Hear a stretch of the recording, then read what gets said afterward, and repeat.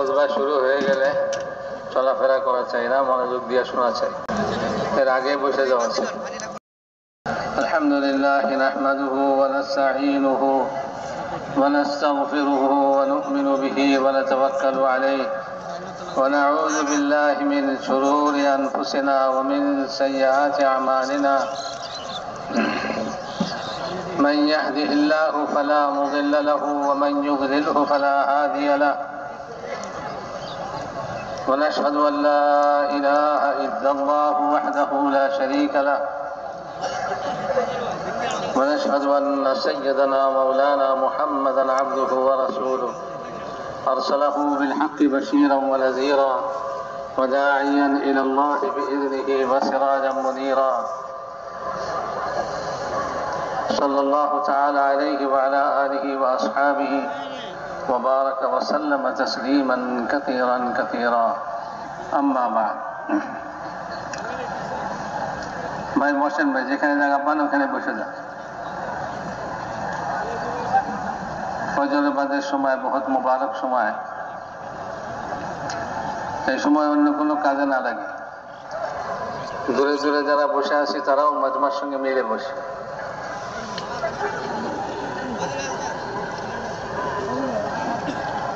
কারণ এরকম মাজমা দ্বীনের কথা শুনবার জন্য, শিখবার জন্য জমা হয়, একত্রিত হয়। তো ফেরেশতারা চারিদিক থেকে ঘেরাও করে নেয়। তারপরে তারা মজলিসের শেষে আল্লাহ তাআলার কাছে যায়। আল্লাহ তাআলা সবকিছু জানা সত্ত্বেও জিজ্ঞাসা করেন, কোথা থেকে আসলা? তো ফেরেশতারা বলে যে এরকম এরকম। আল্লাহ তাআলা জিজ্ঞাসা করেন তারা কি চায়? তারা জান্নাত চায়।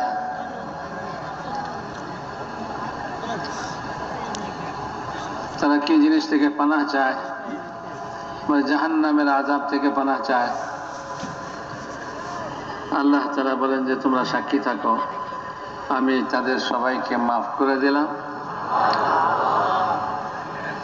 তারা যেটা চাইছে এটা তাদেরকে দিয়ে দিলাম, যেটা থেকে পানাহ চাইছে সেটা থেকে তাদেরকে পানাহ দিয়ে দিলাম, এবং আমি তাদের গুনাহগুলিকে নেকি দ্বারা পরিবর্তন করে দিলাম। তো এরকম মজলিস থেকেও কি কেউ দূরে থাকে কি ভাই? যত দূরেই হোক না কেন, মাঠ আর কত বড়, কত দূরেই আমি বসে আছি, আয়েশা মাজমার সঙ্গে লেগে বসি, মিলে বসি, ফেরেশতাদের ঘেরাওর মধ্যে বসি। মানুষের জিন্দগির সময় চলে যায়, বসে থাকে না। মানে মানুষের জিন্দগির সময়টা হলো বরফের মতো, বরফ আস্তে আস্তে গলতেই থাকে, গলতে গলতে এক সময় শেষ হয়ে যায়। আর বলেন যে মানুষের প্রত্যেকটা কদম তার কবরের দিকে অগ্রসর হয়ে যায়, আর প্রত্যেকটা শ্বাস মানুষকে তার মওতের দিকে অগ্রসর করে দেয়।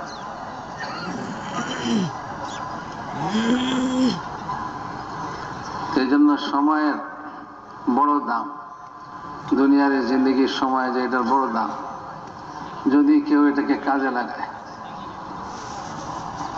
বেকার লোককে কেউ পছন্দ করে না, অযথা সময় নষ্ট করে, এটাকে দুনিয়ার লাইনের লোকেরাও পছন্দ করে না।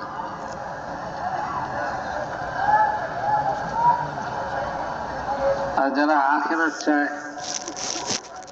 তাদের জন্য কত বড় লোকসান যে তাদের এক একটা মুহূর্ত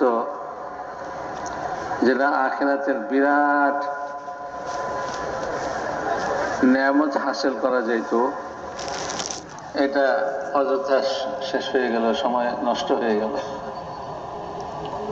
কত বড় লোকসান হয়ে গেল। এই জন্য সময় নষ্ট করা চাই না। আল্লাহর রাস্তায় যখন বাইর হয়ে আসছি, এই সময়টা প্রত্যেকটা নকল হরকত, প্রত্যেকটা কাজ, প্রত্যেকটা নড়াচড়া, প্রত্যেক জিনিসই আজর ও সওয়াবের জিনিস। यहाँ तक के प्रतिटा कदम আখিরাতের বিশাল কামাইয়ের জিনিস। আল্লাহর রাস্তার এক একটা কদম 700 নেকি আল্লাহ তাআলা দিবেন আখিরাতে। এক একটা কদমে 700 নেকি। হযরত উসামা রাদিয়াল্লাহু তাআলা আনহু জামাত আল্লাহর রাস্তায় রওনা হইতেছিল, আর হযরত আবু বকর সিদ্দিক রাদিয়াল্লাহু তাআলা তাদেরকে বিদায় দেবার জন্য তাদের সঙ্গে সঙ্গে চলতেছিলেন। হযরত উসামা সওয়ারির উপরে ছিলেন, আর হযরত আবু বকর পায়দল চলতেছিলেন। হযরত উসামা উনি কম বয়সের, হযরত আবু বকর সিদ্দিক রাদিয়াল্লাহু তাআলা আনহু তিনি খলিফাতুল মুসলিমিন, মর্যাদার দিক থেকেও বড়, বয়সও বড়, সব দিক দিয়া। হযরত উসামা রাদিয়াল্লাহু তাআলা আনহু বললেন যে আল্লাহর রাসূলের খলিফা, আপনি পায়ে হাঁটতেছেন আর আমি সওয়ারির উপরে, ভালো দেখায় না, হয় আপনি সওয়ারিতে উঠে যান, আর না হলে আমি নেমে পড়ি। হযরত আবু বকর সিদ্দিক রাদিয়াল্লাহু তাআলা আনহু বললেন যে তোমার নামারও দরকার নেই, আমার সওয়ারিতে উঠারও দরকার নেই। আবু বকরের জন্য কি অসুবিধা যে কিছু সময় যদি আল্লাহর রাস্তায় তার কদম চলে, প্রতি কদমে 700 নেকি হয়।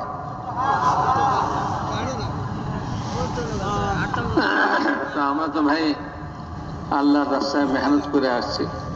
ইজতেমা থেকে আপনারা আল্লাহর রাস্তায় গেছিলেন, সেখানে কত কদম হাঁটছেন, কত চলছেন, কত জামাত পায়দল চলছে।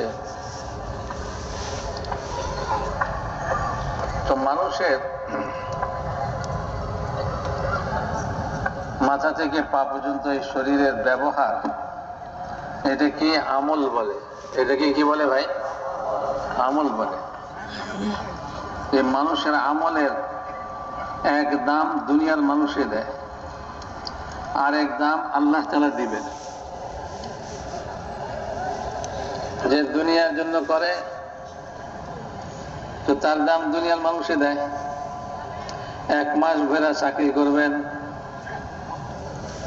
তা আপনাদের বেতন দিবে 1 লাখ টাকা মনে করেন। 1 মাস ভরা কত আপনি মেহনত করছেন, এটার মূল্য সে 1 লাখ টাকা ধার্য করছে।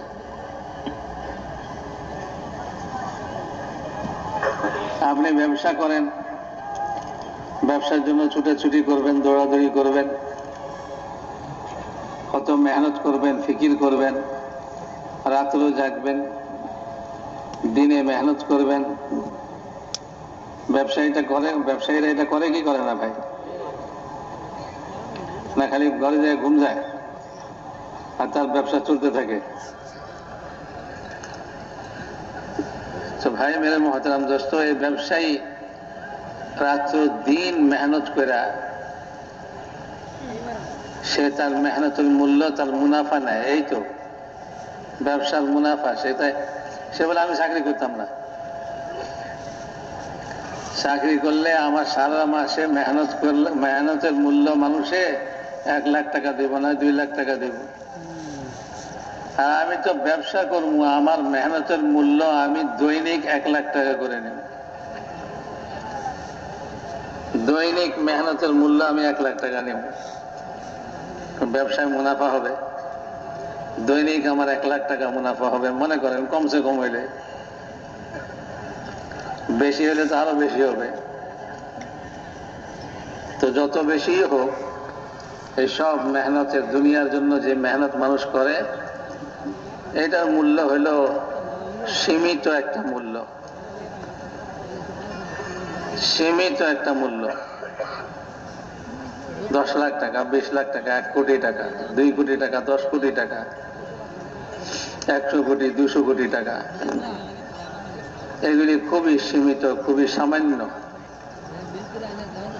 হয় সে খাইবে, পড়বে, আর না হলে ব্যাংকে জমা করে থুইয়া কবরে চলে যাবে।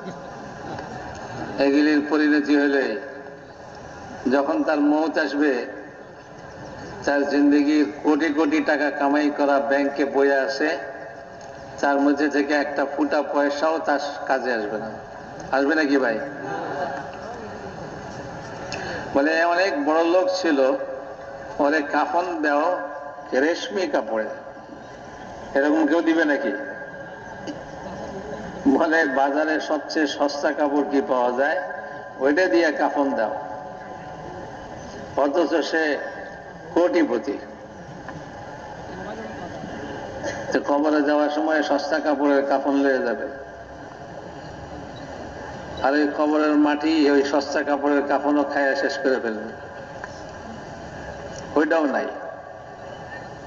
যদি 10টা টাকা তাহলে কবরের মধ্যে দিয়ে দেয়, এই টাকা দিয়ে সে কিছু করতে পারবে? কিছু খানা পিনা দিয়ে দেয়, খানা কি সে খাইতে পারবে? ওরা কাপড় চোপড় দিয়ে দেয়, কাপড় চাপড় কি সে ব্যবহার করতে পারবে? কিছুই করতে পারবে না।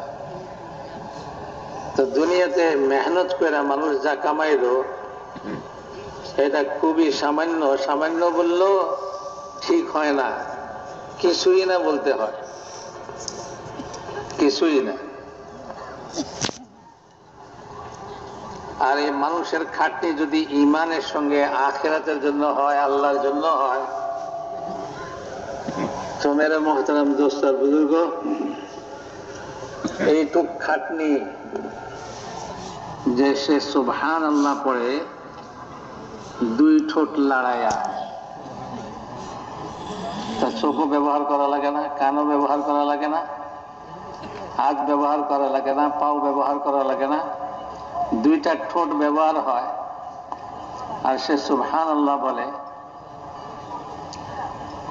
যখন ইমানের সঙ্গে আখিরাতের জন্য, আল্লাহকে রাজি করার জন্য সুবহান আল্লাহ বলবে, তো আল্লাহ তাআলা বলেন দুনিয়ার মানুষে তো তোমার 1 পয়সাও দিব না। দুনিয়ার মানুষ 1 পয়সাও দিবে না। আর দুনিয়ার মানুষে দিবেই বা কি? তার কাছে আসেই কি? সারা দুনিয়া একত্র করলেও তোমার এই সুবহানাল্লাহর মূল্য হবে না। 2 ঠোঁটের হরকতে মানুষ একটা আমল করে, এই আমলটার মূল্য হাদিসে পাকের মধ্যে আসছে সুবহানাল্লাহি আযামু মিন উহুদ, লা ইলাহা ইল্লাল্লাহ আযামু মিন উহুদ, আল্লাহু আকবার আযামু মিন উহুদ।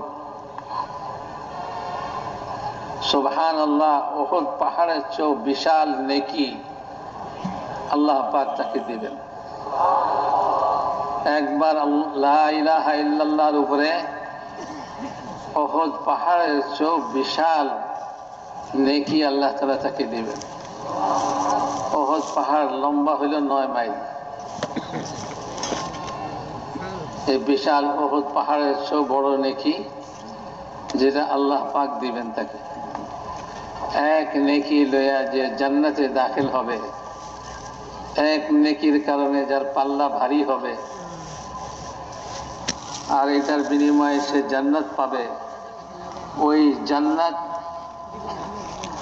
কমসে কম জান্নাতি একেবারে সবাই শেষে যে জান্নাতে যাবে তাকেও আল্লাহ তাআলা এই দুনিয়ার 10 গুণ সমান জান্নাত দিবেন। এখানে রাজত চলে মারামারি, সারা পৃথিবীও নয়, সারা দুনিয়াটাও নয়, দুনিয়ার সামান্য এক টুকরা জমিনের বাদশাহী করার জন্য মারামারি করে যে মানুষের আকল নষ্ট হয়ে গেলে এগুলি হয়। আর আল্লাহ তাআলা দুনিয়ার 10 গুণ সমান জান্নাতের মালিক বানাবেন, একচ্ছত্র বাদশা হবে সে। ওইখানে কোনো ইলেকশন, সিলেকশন, ফিলেকশন কিছুই নাই। ওখানে মৌত নাই, জিন্দেগি জিন্দেগি, চিরজীবন জীবিত থাকবে, সুস্থ থাকবে, অসুস্থ হবে না। তোমার কাপড় কোনোদিন পুরানা হবে না, তোমার কাপড় কোনোদিন ময়লা হবে না, তোমার জওয়ানি কখনো বার্ধক্যে যাবে না, চিরদিন জওয়ানি থাকবে তুমি। আর এই বিশাল জান্নাতে তুমি একা বাদশা হবে। বাদশাহী লইলে তো এরকম বাদশাহী লওয়ান চাই। এই বাদশাহী লওয়ার জন্য দুনিয়াতে আমল করা, যে এটার জন্য আমল করবে তাকে আল্লাহ তাআলা তার আমলের মূল্য এইরকম দিবেন। আর এর চেয়ে বেশি আমল করনেওয়ালা আরো বেশি জান্নাত, বড় জান্নাতের মালিক হবে। এর চেয়ে বেশি আমল করনেওয়ালা আরো বড় জান্নাতের মালিক হবে। কেউ জান্নাতুল ফিরদৌসের মালিক হবে। এই জন্য মেরে মোহতারাম দোস্ত বুজুর্গ, মানুষের আমলের দাম যদি দুনিয়ার মানুষের কাছ থেকে নেয় খুবই সামান্য, বরং কিছুই না। আর যদি মানুষ তার আমলের দাম আল্লাহর কাছ থেকে নেয় তো এইটার দাম তো এত যে এত সারা দুনিয়া মিলাইলেও হবে না। একজন জান্নাতীর পোশাক যদি দুনিয়াতে নিয়ে আসা হয় তো সারা দুনিয়ার সমস্ত সম্পদ দিয়েও ওই পোশাকের মূল্য হবে না।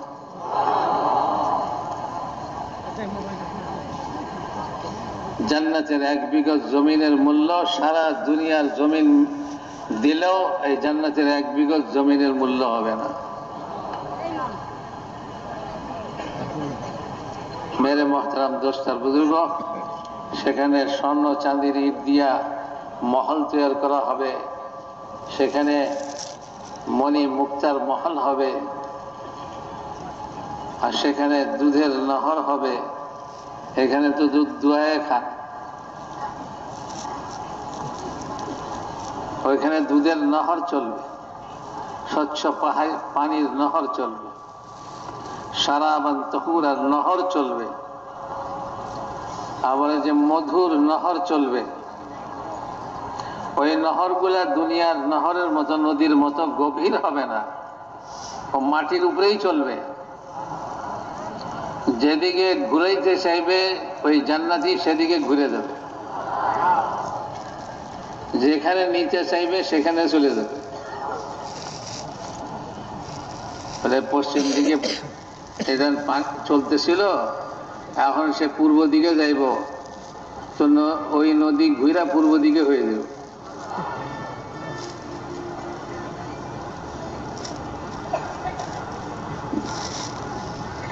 এই জন্য মেরে মোহতারাম দোস্ত বুজুর্গ, মানুষের আমলের দাম যদি সে আল্লাহর কাছে চায়,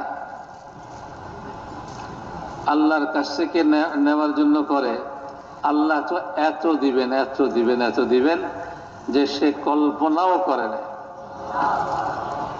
ফালা তা'লামু নাফসুম মা উখফিয়া লাহুম মিন কুররাতি আয়ুন জাযাআম বিমা কানু ইয়া'মালুন। কোন মানুষ, কোন প্রাণী জানে না যে আল্লাহ তাআলা তার জন্য তার চক্ষু শীতলকারী কি কি নেয়ামত তৈরি করে রাখছেন, যেটা দেখলে তার চোখ জুড়াইয়া যাবে। দুনিয়ার দৃশ্য দেখে মানুষ চোখ জুড়ায়। ওই দেখেন না, সমুদ্রের মধ্যে সূর্য ডুবতেছে, কি সুন্দর দৃশ্য। পাহাড় ঘেরা জায়গা, কত রকম ফলমূলের গাছ তৈরি হয়েছে, নিচে দিয়ে নহর চলতেছে, কি সুন্দর দৃশ্য। এই কি সুন্দর দেখছে, এগুলি দেখা চোখ জুড়াইতেছে। আল্লাহ তাআলা বলেন তাদের চোখ জুড়াইবার জন্য এমন এমন নিয়ামত তৈরি করে রাখছি যা কোনো মানুষ জানে না। এইসব নিয়ামত কিসের বিনিময়ে? এইসব নিয়ামত টাকার বিনিময়ে না, জায়গার বিনিময়ে না, ব্যবসার বিনিময়ে না, চাকরির বিনিময়ে না। এইসব মেহনত কোন রাজত্বের বিনিময়ে না। কেউ বাংলাদেশের রাজত্ব দিয়ে দিল, আল্লাহরে নেন, আমার এরকম একটা জান্নাত দিয়ে দেন। কেউ একখানি জমিন দিয়ে দিল, এটা না, বলে যে জাযাআম বিমা কানু ইয়ামালুন।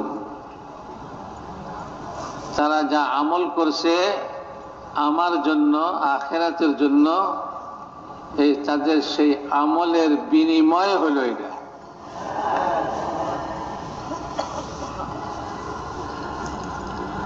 এই জন্য মেরে মোহতারাম দোস্তার বুজুর্গ, যখন মানুষ ইমানের সঙ্গে কোনো আমল করে, ইমানের কি মানে?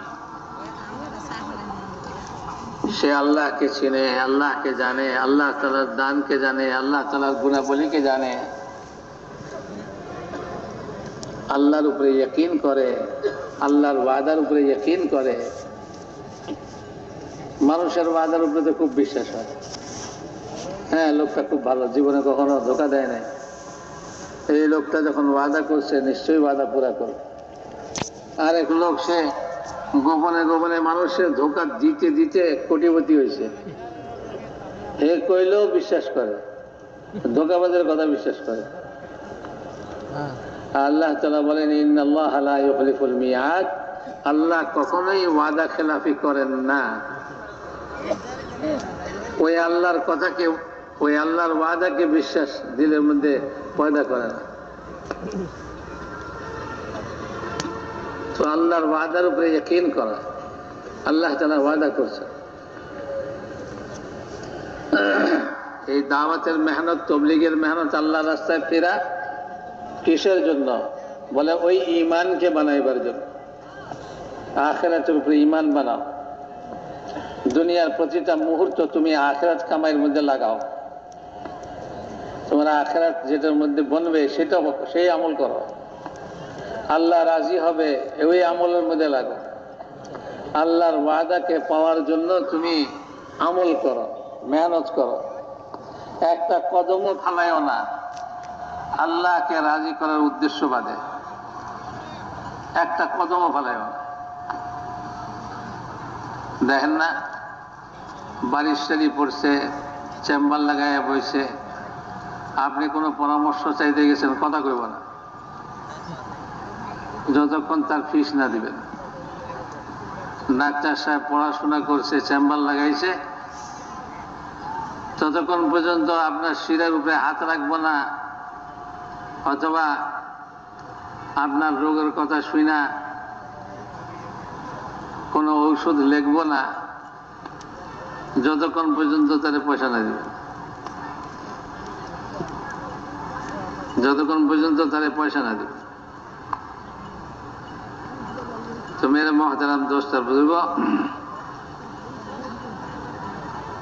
এরা যতই ওয়াদা করে, যত কিছুই করে, বলে কোনো ওয়াদাই ঠিক নাই, হইতেও পারে না হইতে পারে। আল্লাহ তাআলা যে ওয়াদা করছেন সে ওয়াদা কি সত্য, সত্য, সত্য, কোনো ভুল নাই।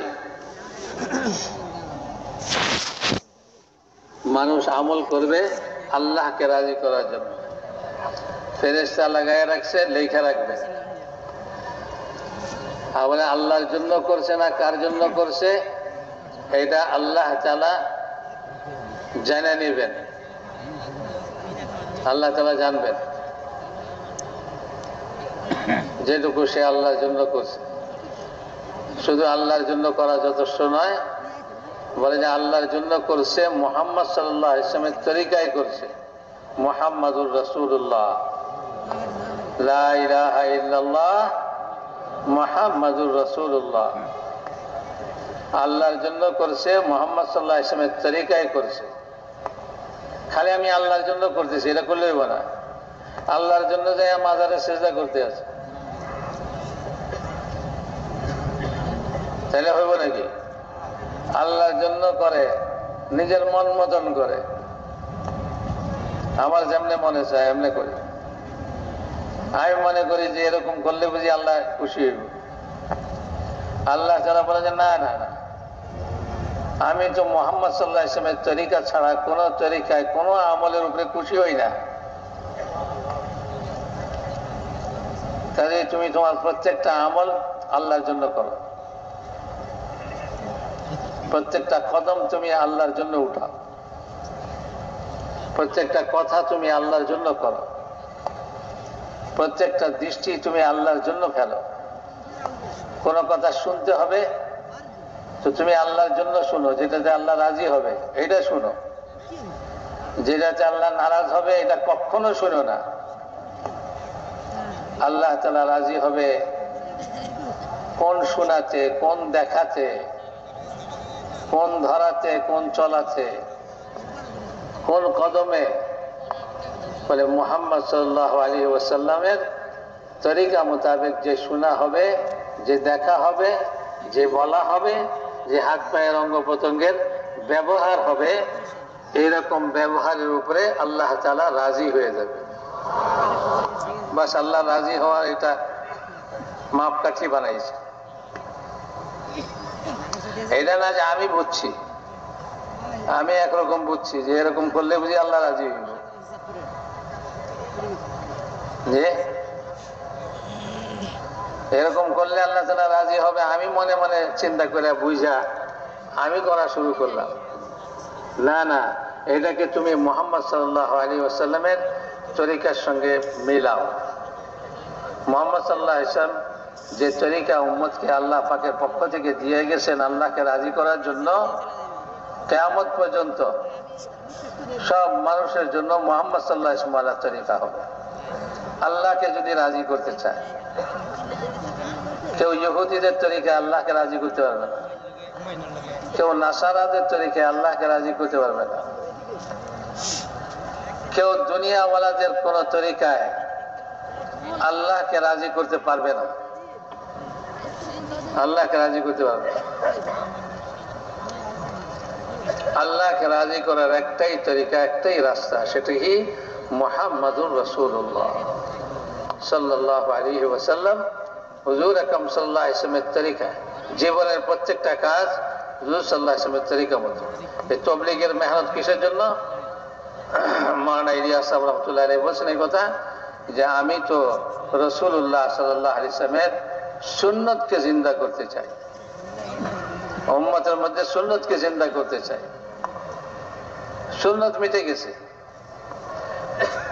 মানুষ নামাজের মতো এরকম আমলও করে নিজের মন মতো, হুজুর সাল্লাল্লাহু আলাইহি ওয়াসাল্লামের সুন্নত মতো না।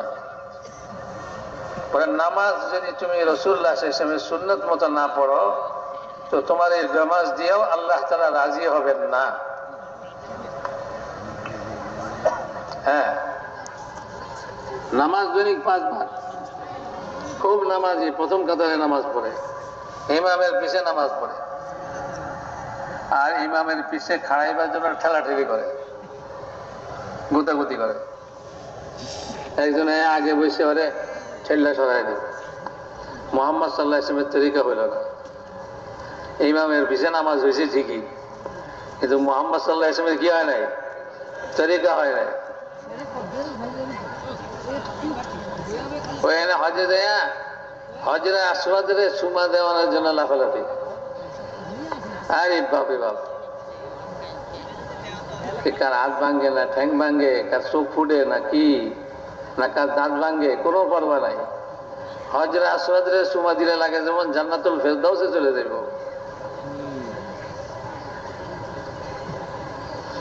মেরে মুহতারাম দোস্তার বুজুর্গ, হজরে আসওয়াদকে সুমা দেওয়া বেশক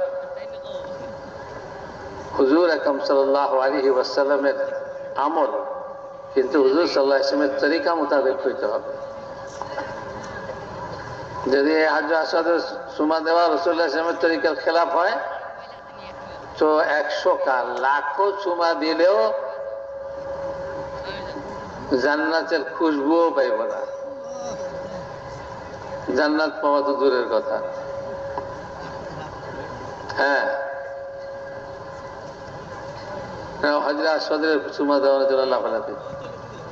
বলে তুমি তো একটা সুন্নত আমল করতে যাইয়া কতগুলা গুনাহের কাজ করছো।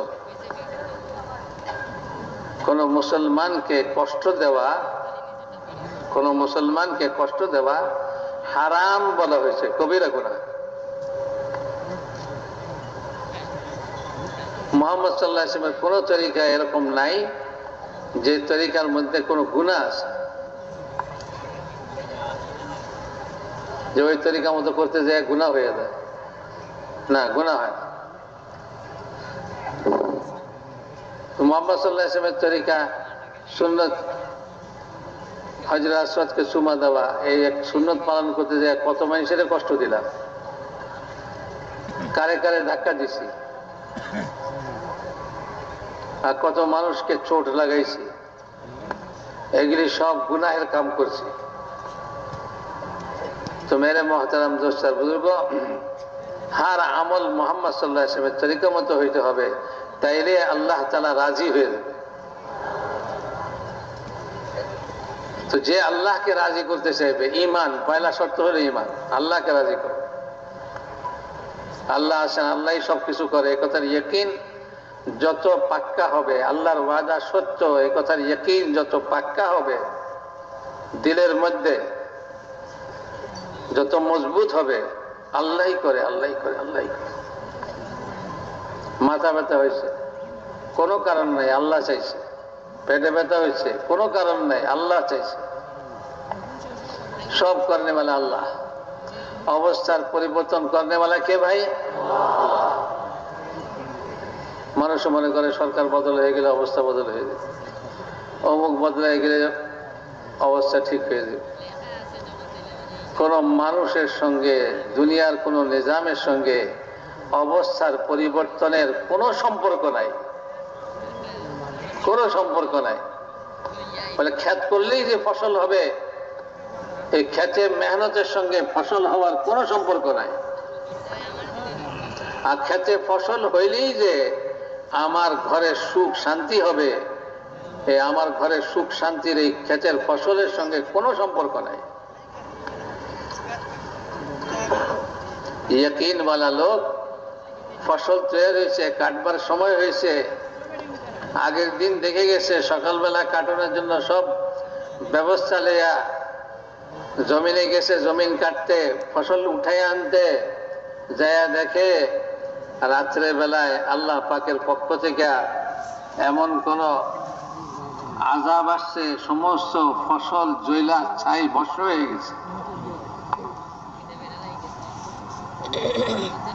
এই লোক এই জমিনের মধ্যে খাড়ায় কি বলে, আসমানের দিকে চেয়েছে, বলে আল্লাহ, এই জমিন তোমার, ফসল তৈরি করছো তুমি, এটারে পাকাইছো তুমি, যখন কাটবার সময় হয়েছে তো এইটারে জ্বালাই দিছো, সেটাও তুমিই করছো। আমার রুজির সম্পর্ক এই জমিনের সঙ্গে নাই, আমার রুজির সম্পর্ক এই ফসলের সঙ্গে নাই, আমার রুজি তো তোমার হাতে। এই ফসল জ্বলে গেল, এই ফসল আমার ঘরে না উঠলেও আমার রুজি এটা তোমার হাতে। তুমি এই ফসল দিয়ে আমাকে রুজি দিবা, এটা কোনো জরুরি না। তুমি বড় কুদরতওয়ালা, এই ফসল ছাড়াও তুমি আমাদের রুজি দিতে পারো। তা আমার ঘরের মধ্যে সুখ শান্তি হবে এই ফসল দিয়া, আমার সুখ শান্তির সম্পর্ক এই ফসলের সঙ্গে কখনোই নয়, এই জমিনের মেহনতের সঙ্গে কখনোই নয়। আমার অবস্থার পরিবর্তন ঘটা আমার মেহনতের সঙ্গে কোনো সম্পর্ক নাই। দুনিয়ার মানুষের চেষ্টা, তদবির, ফিকির, চিন্তা, এগুলির সঙ্গে কোনো সম্পর্ক নাই। দুনিয়ার অবস্থার পরিবর্তনের সম্পর্ক কার সঙ্গে? আল্লাহ পাকের ইরাদার সঙ্গে। ইযা আরাদা শাইআন আন ইয়াকুলা লাহু কুন ফায়াকুন, যখন তিনি ইরাদা করেন তো তখন খেতে মেহনত লাগে না, চাকরি লাগে না, ব্যবসা লাগে না, রাজত্ব লাগে না, কিছুই লাগে না। তিনি বলেন হয়ে যা, সঙ্গে সঙ্গে হয়ে যায়, হয়ে যায়, সঙ্গে সঙ্গে হয়ে যায়। নবীদের ঘটনা কোরআন শরীফের মধ্যে শুনাইয়া দিছে, আল্লাহ পাক তার কুদরত কি পরিমাণ হইতে পারে, যেটুকু মানুষের আকলে ধরে আর কি। নাইলে আল্লাহর কুদরত আকলে ধরার মতো জিনিসও না, আকলে ধরার মতো জিনিসও না। কওমে সামুদ তারা তাদের নবীর কাছে এই কথা দাবি জানাইছে যে আপনার আল্লাহ যদি এত কুদরতওয়ালা হয়, তাইলে এই যে পাথর দেখতেছেন, এই পাথরের ভিতর থেকে আপনার আল্লাহকে বলেন এক্ষুনি একটা গাভীন উটনি বাইর করে দেয়, আর উটনিটা বাহির হইয়া সঙ্গে সঙ্গে বাচ্চা দেয়। এরকম একটা উটনি এখনই বাইর করে দেয়, এই পাথরের ভিতর থেকে। তারা মনে করছে এটা কি পারবো? আল্লাহ তাআলার হুকুমের সঙ্গে সঙ্গে পাথর ফেটে গেছে, পাথরের ভিতর থেকে উটনি বাইর হয়ে আসে, আর বাইরে হয়ে এসে বাচ্চা দিয়ে দিছে।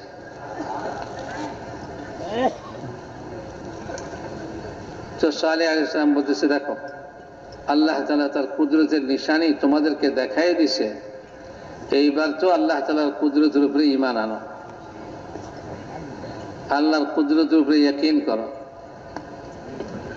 আল্লাহ তাআলা বলতেছেন, নবী যতই আপনি মানুষের হেদায়েত চাইবেন আর তাদের দাবি মোতাবেক আমার কুদরতকে জাহির করতে কইবেন, আর আমি আমার কুদরতকে জাহির করে দেখায় দেই, তবুও তারা ঈমান আনবে না যতক্ষণ পর্যন্ত আমি না চাইব।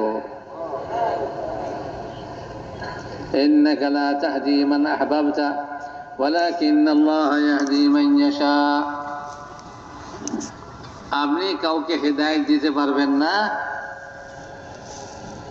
হেদায়েত দিতে হলে আল্লাহ যাকে চাইবেন তাকে হেদায়েত দিবেন।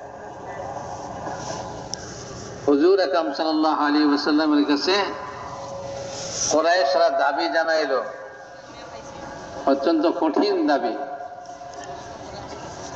সেটা কি? বলে যে এই আকাশের চাঁদকে আল্লাহর কাছে বলেন 2 টুকরা করে দেখায় দেখে, আমরা বুঝবো যে আপনি যে আল্লাহর কথা বলতেছেন ওই আল্লাহ অত্যন্ত শক্তিশালী। এই আসমানের চাঁদকেও 2 টুকরা করতে পারে।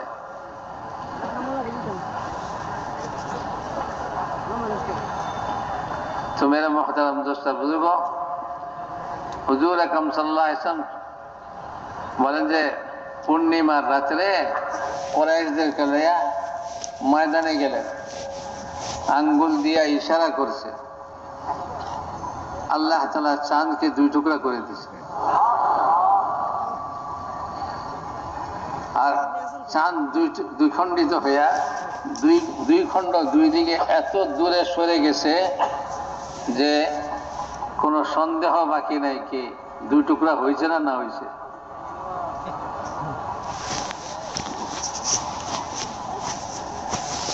তারা চোখ ডলতে আছে, কি দেখলাম, এটা কি ঠিক দেখতেছি না এটা ভুল দেখতেছি? তো জাগো কিসমতে ঈমান রাখছিল আল্লাহ তাআলা, তারা তো এটা দেখে ঈমান আনলো।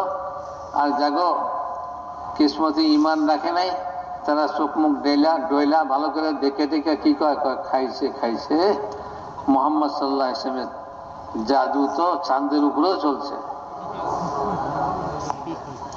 তো তারা ঈমান থেকে ফিরে গেছে।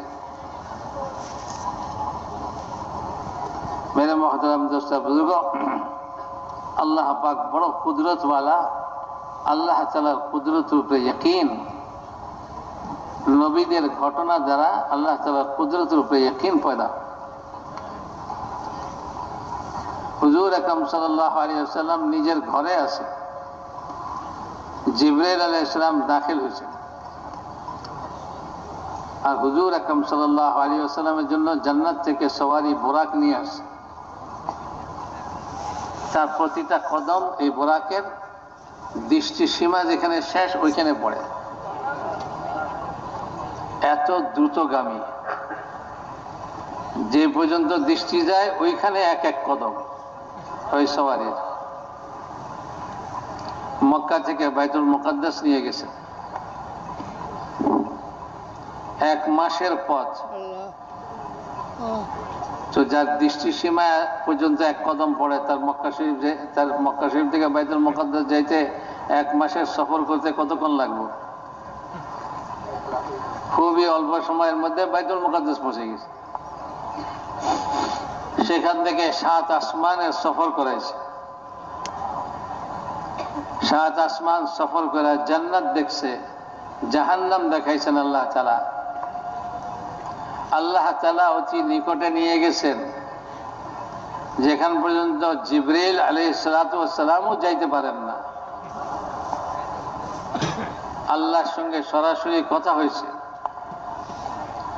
আল্লাহ তাআলা হুজুর সাল্লাল্লাহু আলাইহি ওয়াসাল্লামের দিলের ভিতরে ঢালছেন যে আল্লাহ তাআলার প্রশংসা করবেন।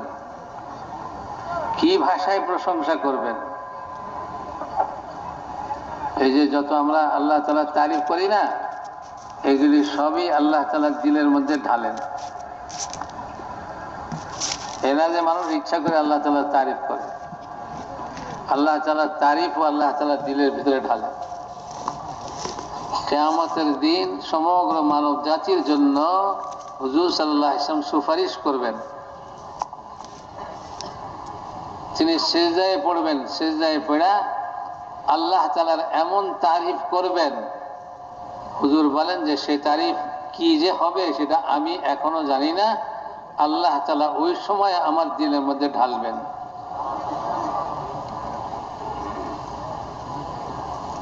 তো আল্লাহ তাআলার নিকটবর্তী হয়ে সেখানে আল্লাহ তাআলা দিলের মধ্যে যা ঢালছেন ওই ভাষায় রাসূলুল্লাহ সাল্লাল্লাহু আলাইহি ওয়াসাল্লাম আল্লাহ তাআলার তারিফ করছেন,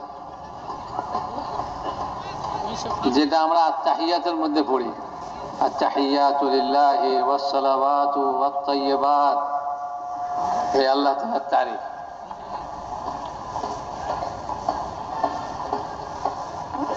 তো আল্লাহ তাআলা তারিফ করছেন, কারণ এইটাও আল্লাহ তাআলা দিলের মধ্যে ঢালছেন। যখন এই তারিফ করছেন তো আল্লাহ তাআলা উত্তরে বলছেন, আসসালামু আলাইকা আইয়ুহান নাবিয়্যু ওয়া রাহমাতুল্লাহি ওয়া বারাকাতুহু। হে নবীজি, আপনার উপরে সালাম হোক, আল্লাহর রহমত হোক, আল্লাহ বরকত হোক। হুজুর আকরাম সাল্লাল্লাহু আলাইহি ওয়াসাল্লাম আল্লাহ তাআলা তাকে তৈরি করছেন এরকম ভাবে, তিনি ওই সময় চিন্তা করলেন সালাম খালি আমার উপরে, রহমত খালি আমার উপরে, বরকত খালি আমার উপরে, আরে কিয়ামত পর্যন্ত আমার উম্মত আইবে, তা আমার উম্মতকেও এটার মধ্যে শামিল করি। তো হুজুর আকরাম সাল্লাল্লাহু আলাইহি ওয়াসাল্লাম বলেন, আসসালামু আলাইনা ওয়া আলা ইবাদিল্লাহিস সালিহিন। এই যে এখন আত-তাহিয়াতের মধ্যে এটা পড়ি না দোয়াটা, এই দোয়া এই কিয়ামত পর্যন্ত আনেওয়ালা বর্তমান সমস্ত নেক সালেহীন সবাই এই দোয়ার মধ্যে শামিল। যত মানুষের নামাজে এই দোয়া পড়ে এই সকলের দোয়ার মধ্যে তারা শামিল আছে, নেক লোকেরা শামিল আছে।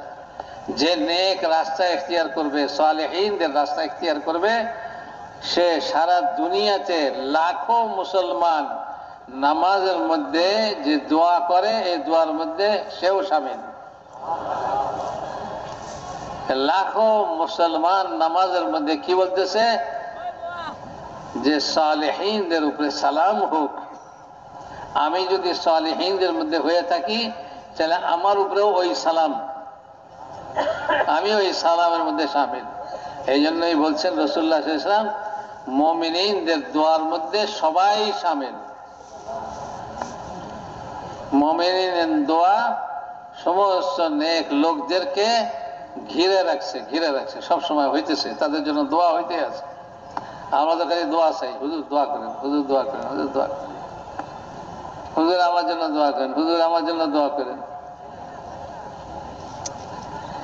আরে আপনার জন্য কোটি কোটি মুসলমান দেশে সারা দুনিয়াতে নামাজের মধ্যে আপনার জন্য দোয়া করতে আসছে, তবুও আপনি মনে করেন আমার জন্য তো কোনো দোয়া হয় না।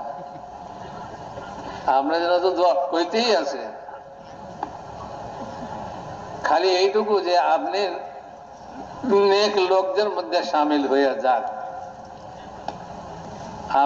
আমি নেক লোকদের মধ্যে কি হয়ে যাই, শামিল হয়ে যাই, দোয়ার অভাব নাই।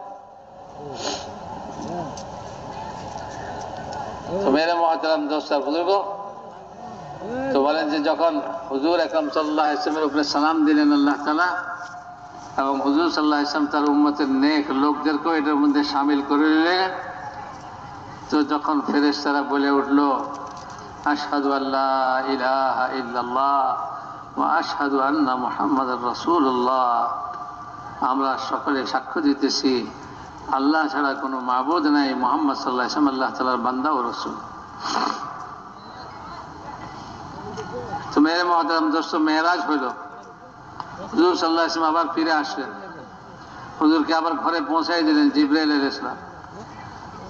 সময়ের অতি কমসে কম সময়ের মধ্যে ইহাদেরকে কেউ কেউ বলেন যে রাসূলুল্লাহ সাল্লাল্লাহু আলাইহি ওয়াসাল্লাম যে ওযু করছিলেন ওই ওযুর পানিও এখন গড়াইতেছিল।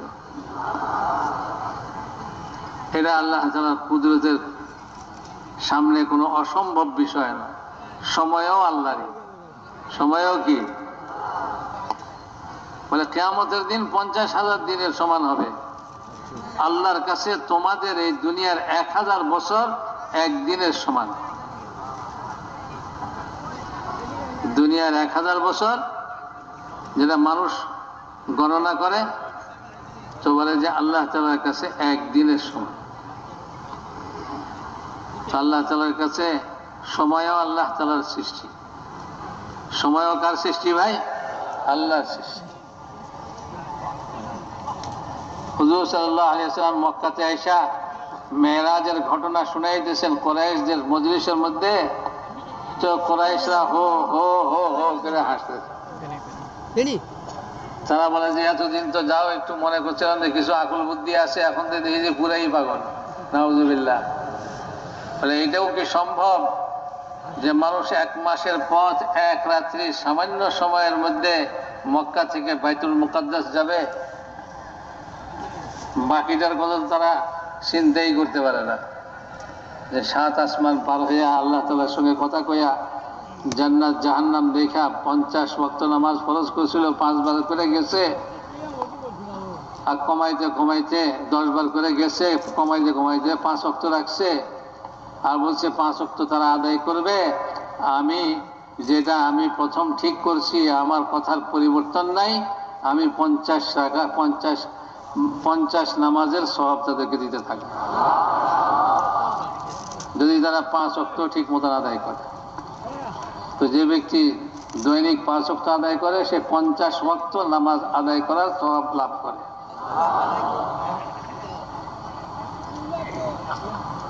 তো কুরাইশরা হাসতেছে, বলে এটা কি এটা মানুষের আকল বুদ্ধিতে ধরে? তা আকল বুদ্ধিতে ধরবো এরকম আল্লাহ তাআলার কুদরত কি মানুষের আকলে ধরবো? এই আকলকে তো সৃষ্টি করছে খোদা। খোদা এটার সীমা ঠিক করছে যে এটা কদ্দুর পর্যন্ত বুঝবো, কদ্দুর পর্যন্ত লইতে পারবো, যেটা এই সীমার বাইরে এইটা এই আকলের মধ্যে ঢুকবই না। দৃষ্টির একটা সীমা রাখছে, দৃষ্টি কোন পর্যন্ত যাইব, এটার বাইরে আর দৃষ্টি কিছু দেখে না। কান কোন পর্যন্ত শুনবো, এটা একটা সীমা রাখছে, এটার বাইরে আর সে শুনে না। মানুষ আওয়াজ করে, আওয়াজেরও একটা সীমা রাখছে যে কোন পর্যন্ত যাইব, এর বাইরে এই আওয়াজ যায়।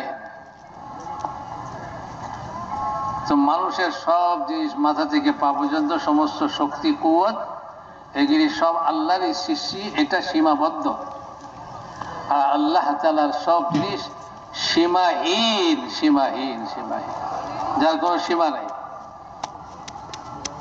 আল্লাহ তাআলা সীমাহীন কুদরতের অধিকারী। যেখান পর্যন্ত মানুষের আকল পৌঁছে না, যেখান পর্যন্ত মানুষের দৃষ্টি পৌঁছে না, যেখান পর্যন্ত মানুষের কানের শক্তি পৌঁছে না, যেখান পর্যন্ত মানুষের মুখের আওয়াজ পৌঁছে না, ওইটার বাইরে আল্লাহ তাআলার কুদরত আছে। ইব্রাহিম আলাইহিস সালামকে আল্লাহ তাআলা বলছেন আপনি আযান দেন, বাইতুল্লাহ বানাইছে। আল্লাহ তাআলা বলছে ওয়াজিন ফিন নাসি বিল হজ, মানুষকে এই ঘরের হজ করার জন্য আপনি ঘোষণা দেন। ইব্রাহিম আলাইহিস সালাম বললেন আল্লাহ আমার ঘোষণা কেডা শুনবো? এই মক্কা শহর আপনার ঘর, চারিদিকে পাহাড় ঘেরা, আমি যদি আজান দেই আমার আজান আমার আওয়াজ এই পাহাড়ের মধ্যে গুঞ্জরিত হইয়া শেষ হয়ে যাইব, আমার আওয়াজ কোথায় পৌঁছবো, কে শুনবো? আল্লাহ তাআলা বলেন আপনি আওয়াজ লাগান, পৌঁছাইবার মালিক আমি। আল্লাহ তাআলা ইব্রাহিম আলাইহিস সালামের আওয়াজকে রূহের জগতে পৌঁছাইছে। কিয়ামত পর্যন্ত আনেওয়ালা সমগ্র রূহের জগতে মানুষ পৌঁছাইছে, যারা দুনিয়াতে ছিল সবার কাছে পৌঁছাইছে। আর আল্লাহ তাআলার তৌফিক অনুসারে সকলে লাব্বাইক বলছে। যাকে যাকে আল্লাহ তৌফিক দিছে সে লাব্বাইক বলছে, যারা একবার দিছে সে একবার বলছে, যারা দুইবার দিছে সে দুইবার বলছে, যারা অগণিত তৌফিক দিছে সে অগণিত বার লাব্বাইক বলছে। ফাজাইল হজের মধ্যে হযরত শেখ লেখেন, বলে যে যতবার লাব্বাইক বলছে ততবার হজ করব, সে ততবার হজে যাবে।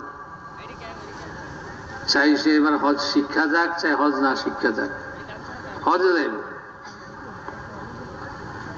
বুঝেন নাই কথাটা? হ্যাঁ, আমার কথা বুঝছেন আপনারা? হজে যাইব, চাই এবার হজ শিক্ষা যাক, চাই হজ না শিক্ষা যাক।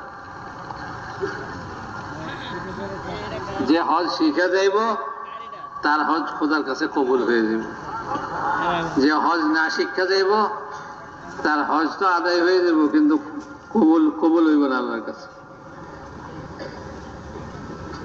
একজনে হারাম মাল লইয়া হজ করে তো ফরজ হজ আদায় হয়ে যায়, কিন্তু এই হজ কবুল হয় না আল্লাহর কাছে। এই হজের কোন সওয়াব সে আখিরাতে পাবে না।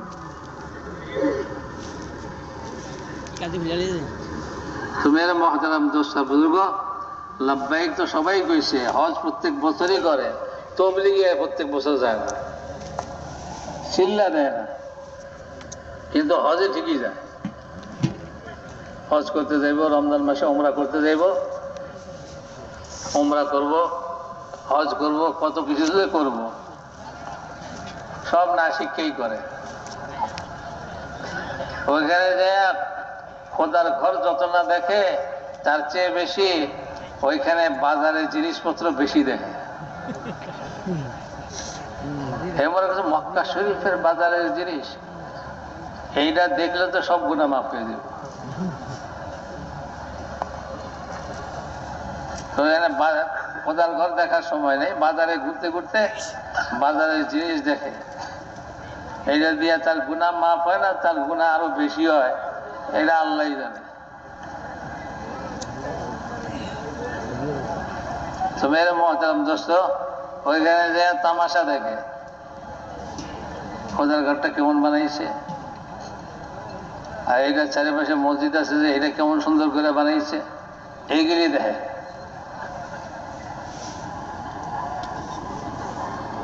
মেরে মুহতারাম দোস্ত, হজ না শিয়া গেলে যা হয়, মানে হাজি কম দরকার আমারে, তো জিদ্দা পর্যন্ত গেছে আর যায় নাই, ওইখান থেকে আবার ফিরাইয়া পড়ছে। মানুষে কয় হাজি সাহেব, হাজি সাহেব, বলে হয়েছে কাম, আমারে হাজি সাহেব কোয়ারই দরকার আছিল।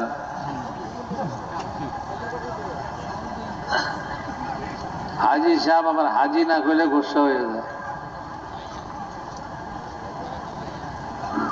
তো মেরে মুহতারাম দোস্ত বুঝব, হজ তো সবাই করব, কিন্তু হজ কবুল হইব তার যে হজকে মুহাম্মদ সাল্লাল্লাহু আলাইহি ওয়াসাল্লামের তরিকায় করব। আর হজ যে মুহাম্মদ সাল্লাল্লাহু আলাইহি ওয়াসাল্লামের তরিকায় করলো তার অবস্থাটা কি, বলে যে আল্লাহ তাআলা তাকে এরকম গুনাহ থেকে পাক পবিত্র করে দিবেন যেরকম সে আজ মায়ের পেট থেকে জন্ম নিয়েছে।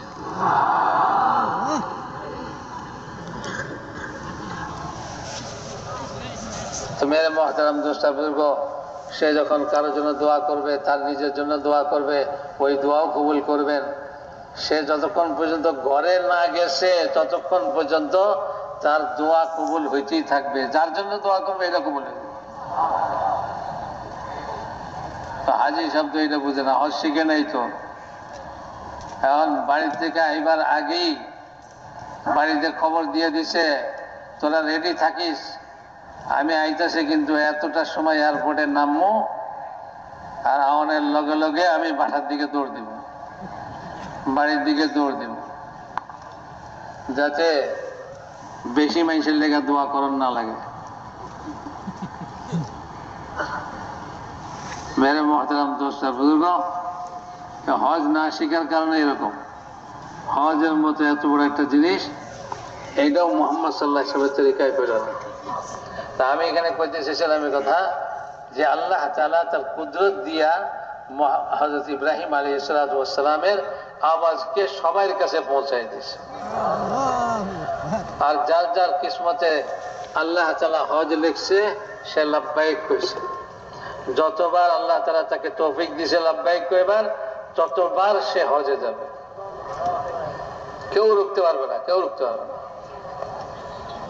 দুনিয়ার মানুষে কত রকম আইন কানুন করে, কত রকম যে তদবির করে, যে বলে কেউ হজে না যাক, হজে কম মানুষ যাক, হজে বেশি, এইগুলি কিছুই না, এগুলি কিছুই না।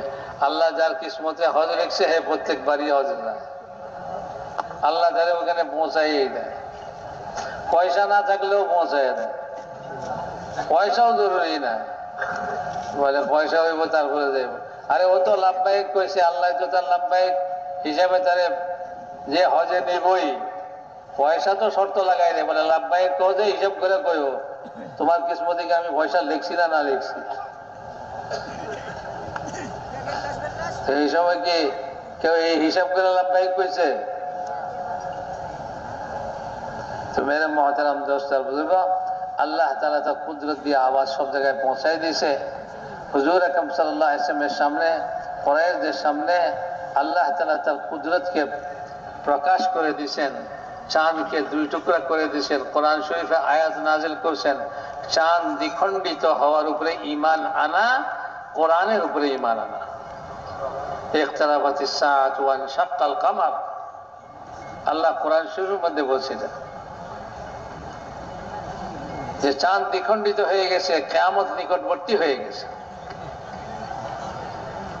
তো আল্লাহ তাআলার উপরে, আল্লাহ তাআলার ওয়াদার উপরে, আল্লাহ তাআলার কুদরতের উপরে ইয়াকিন যখন পয়দা হবে, তো মানুষ তার প্রত্যেকটা আমল আল্লাহর জন্য করবে। প্রত্যেকটা আমল কার জন্য করবে? আল্লাহর জন্য করবে।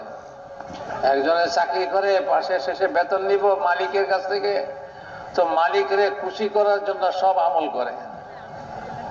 একজন মজদুর লইছেন, সকাল থেকে সন্ধ্যা পর্যন্ত আপনার কাম করব, আর আপনি তাহলে কইছেন যে মিয়া 100 টাকা মজদুরি তোমাকে দিব দিনের শেষে, আমার কামের শেষে, আর যদি কাম দেখা যদি খুশি লাগে, আমারে খুশি করতে পারো, তাহলে 200 টাকা দিব। এই মজদুর কি 100 টাকার কাম করবো না 200 টাকার কাম করবো? ভাই বলে মালিকরে রাজি করি,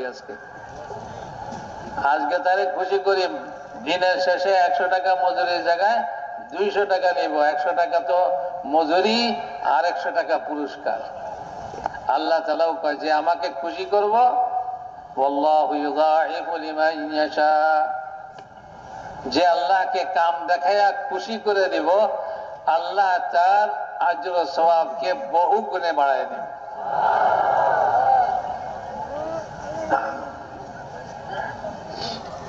সেই জন্য মেরে মহতারাম দোস্তার বুজুর্গ, আল্লাহ তাআলার খাজানা ভরপুর, আল্লাহর খাজানায় কোনো অভাব নাই। বলে দেখো না, পৃথিবীর সৃষ্টি থেকে নিয়ে এখনো পর্যন্ত আল্লাহ তাআলা তার সৃষ্টি করতেই আছেন, আর তার সৃষ্টিকে তিনি দিতেই আছেন, দিতেই আছেন। সকলকে দিতেছে, সবাই রুজি দিতে আছে, আর সৃষ্টি করতেই আছে। যতই মানুষে চাইছে সৃষ্টি না হোক, আল্লাহ কয় আমি সৃষ্টি করবো, তুমি মানা করবার কেনা? যত যে সৃষ্টি বন্ধ করতে চাইছে, আল্লাহ আরো বাড়াইয়া দিছে, আল্লাহ আরো বাড়াইয়া দিছে। এরা মনে করছে যে সৃষ্টি বেশি হইলে, মানুষ বেশি হয়ে গেলে খাওন দাওন তো কম, তো খাওন দাওনের মধ্যে অভাব হয়ে যাইব। আল্লাহ তাআলা খাওন দাওনও বাড়াইয়া দিছে, বলে আমার সৃষ্টির খাওয়াইবার মালিকও আমি, তুমি কে এত চিন্তা করো? কি মিয়া, এদেশের ফুড মিনিস্টারে খাওয়ায় নাকি? আমগরে তো আল্লাহই খাওয়ায়। সব মখলুককে আল্লাহ তাআলা খাওয়াইতেছে, আল্লাহ রুজি দিতেছে। আচ্ছা বুঝলাম, না হয় এদেশের সরকার এদেশের মানুষের খাওয়ানোর ব্যবস্থা করে, আর এদেশের সরকার কি এদেশের পাখিদের খাওয়ার ব্যবস্থাও করে, মাছের খাওয়ার ব্যবস্থাও করে, নদী পুকুরে সমুদ্রের মধ্যে?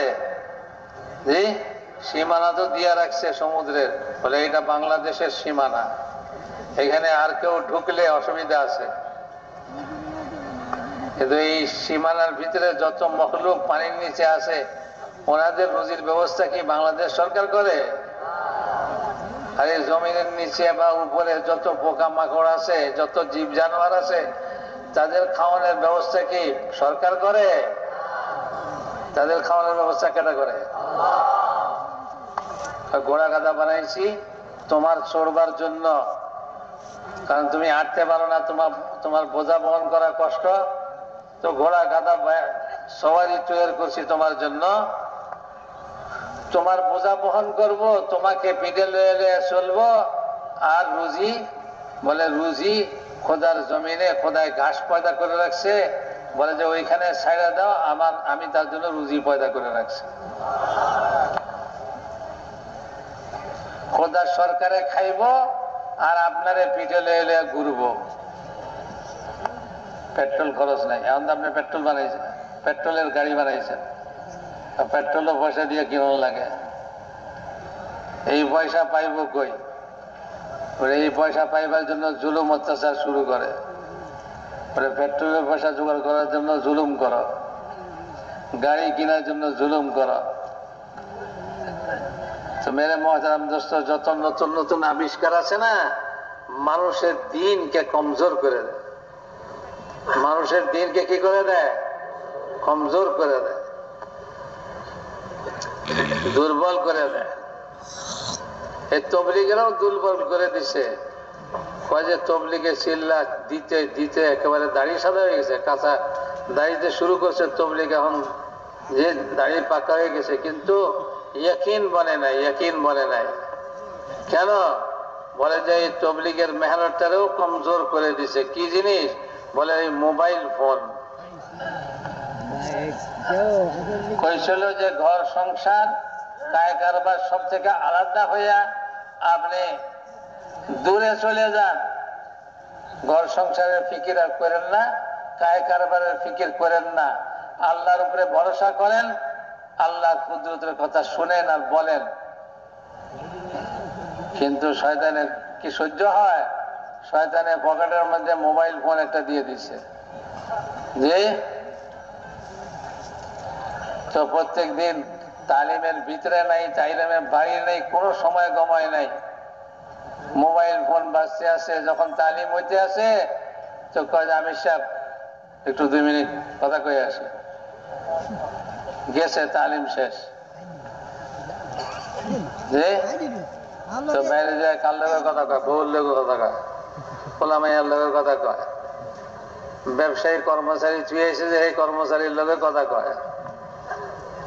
তো ব্যবসাও লগে লগে লইয়া তবলিগে চলছে, ঘর সংসার বউ বাচ্চাও ওইটা লইয়া লইয়া তবলিগে চলছে।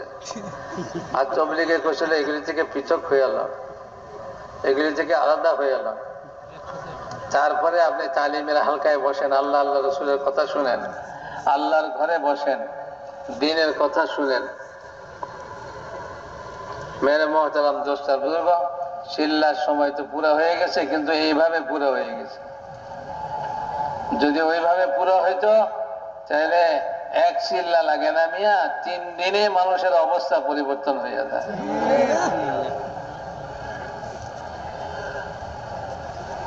3 চিল্লা দিলে তো আল্লাহর ওলি হয়ে যাব। 3 চিল্লা দিলে কি হয়ে যাব? আল্লাহর ওলি হয়ে যাব। যা দোয়া করবো কবুল হয়ে যাব। আল্লাহ ছাড়া কিচ্ছু বুঝে না, আল্লাহই করে সবকিছু,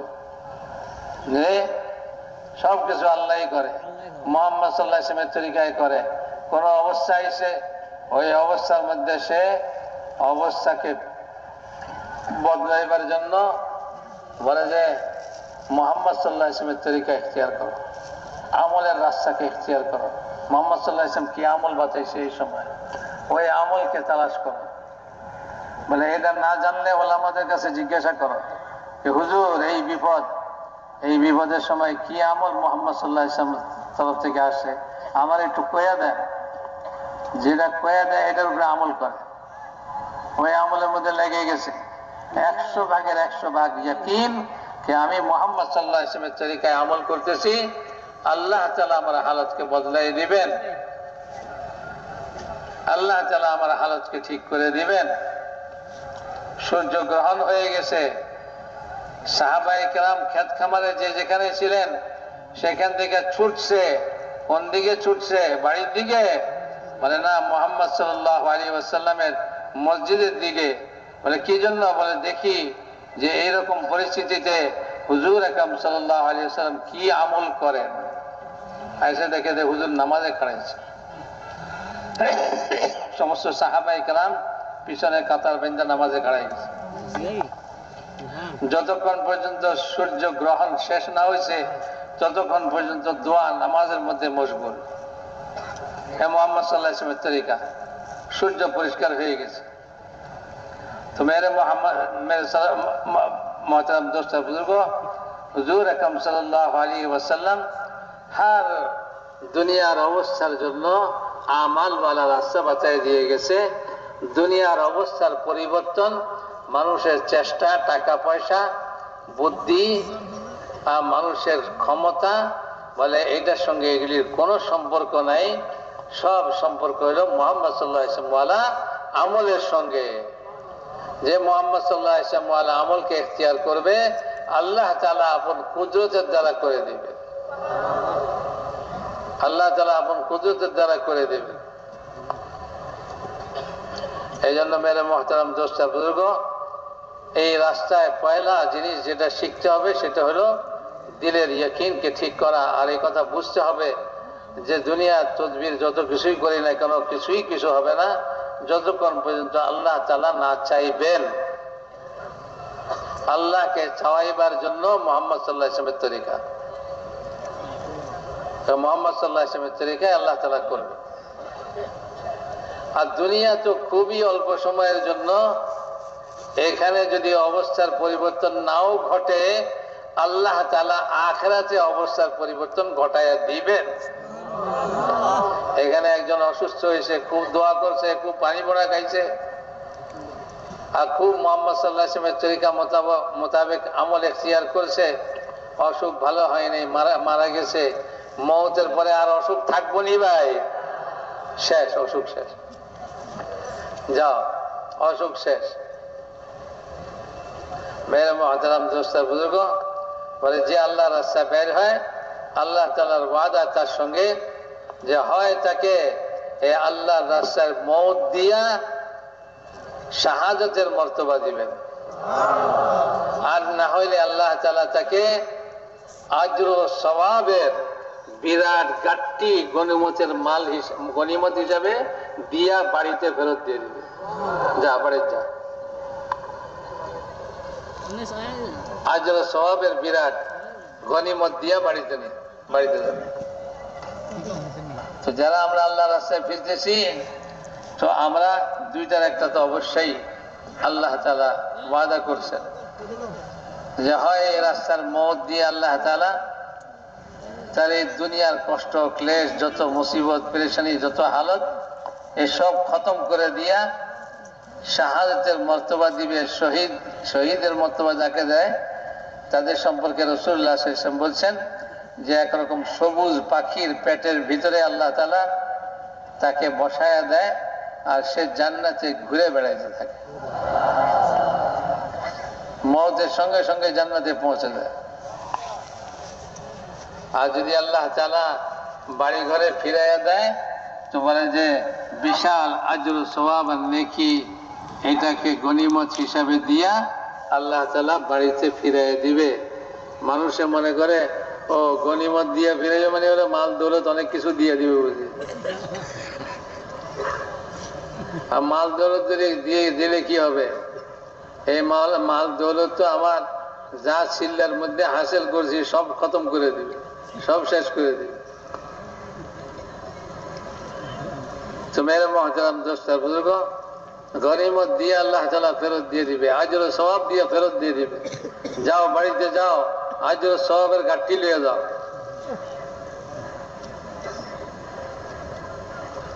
সেই জন্য মেরে মুহতারাম দোস্ত বুজুর্গ, যে আসল জিনিস হলো মানুষের ঈমান আর ইয়াকিনকে তৈরি করে। তো তার নামাজ মুহাম্মদ সাল্লাল্লাহু আলাইহি ওয়াসাল্লামের তরিকায় যখন সে ইয়াকিনের সঙ্গে ঈমানের সঙ্গে পড়বে মুহাম্মদ সাল্লাল্লাহু আলাইহি ওয়াসাল্লামের তরিকায়, তো আল্লাহ তাআলা ওই নামাজ দিয়া দুনিয়া আখিরাতের সব সমস্যার সমাধান করে দিবে। হ্যাঁ, দোয়া ভিক্ষা করা লাগবে না মানুষের কাছে, ভাই দোয়া করেন দোয়া করেন, হুজুর দোয়া করেন দোয়া করেন, একটু মুচ্ছা দেন, মুচ্ছা দিলে কি হইব? আমি যদি আমার অবস্থার পরিবর্তন না ঘটাই, হাজার ওলি আল্লাহর মুচ্ছা দিলেও কিছু হয় না। মেরে মুহতারাম দোস্ত বুঝব, আমি যদি আমার অবস্থার পরিবর্তন না ঘটাই, আমার ইয়াকিন দুরুস্ত না করি, আমি আমার আমলকে ঠিক না করি, তো হাজার মোসাতেও কাম হবে না। আর যদি আমার আমল ঠিক হয়ে যায়, কোনো মোসামাসি কিচ্ছু লাগবে না, আমার আমল দিয়া খোদায়ে পাক আমার সঙ্গে মুআমালা করবে। খোদা কোনো বান্দাকে ঠিকাদারি দেয় নাই, দুনিয়ার মানুষের ঠিকাদারি দেয় নাই।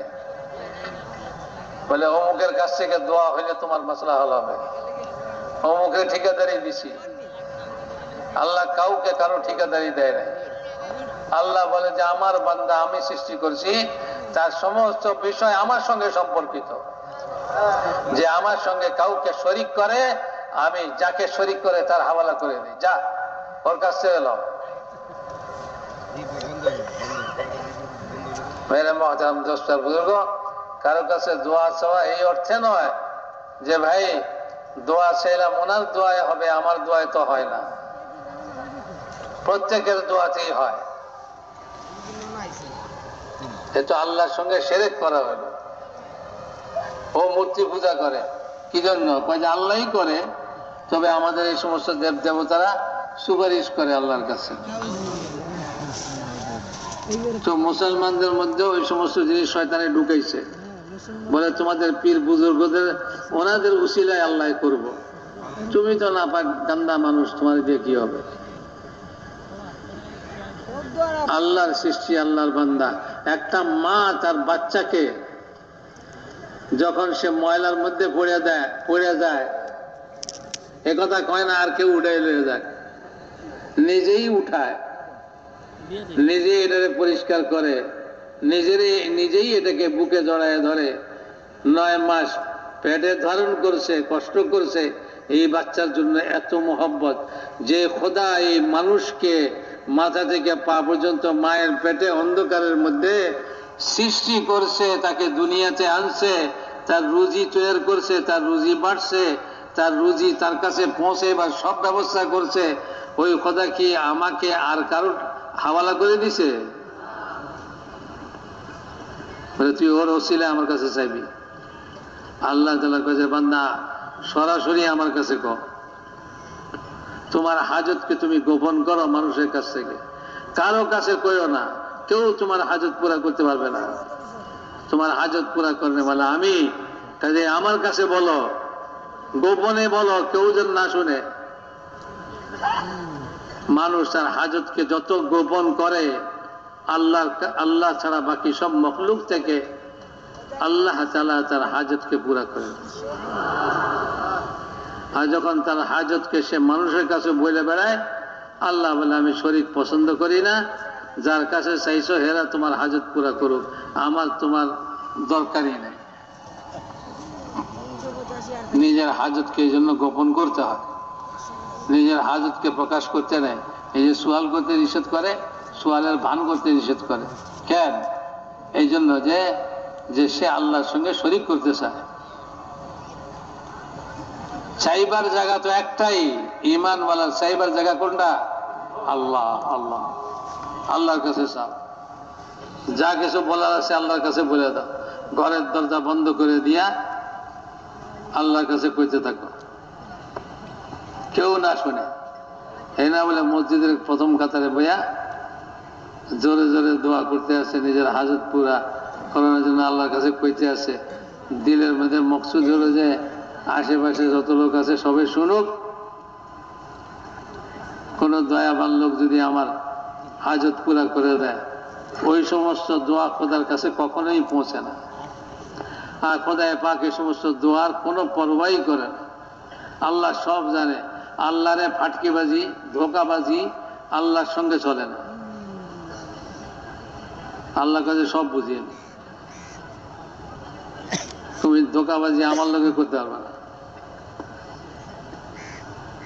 বলে আমি খালেস জিনিস বুঝি আর খাঁটি জিনিস বুঝি আর অখাঁটি জিনিসও আমি বুঝি।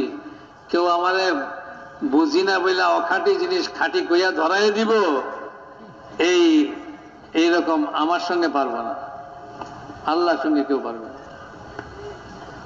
আল্লাহ আমাদেরকে এই দাওয়াতের মেহনতের জরিয়ায় এই পথে আনতে চায়, এই রাস্তায় আনতে চায়। আইবেননি সবে?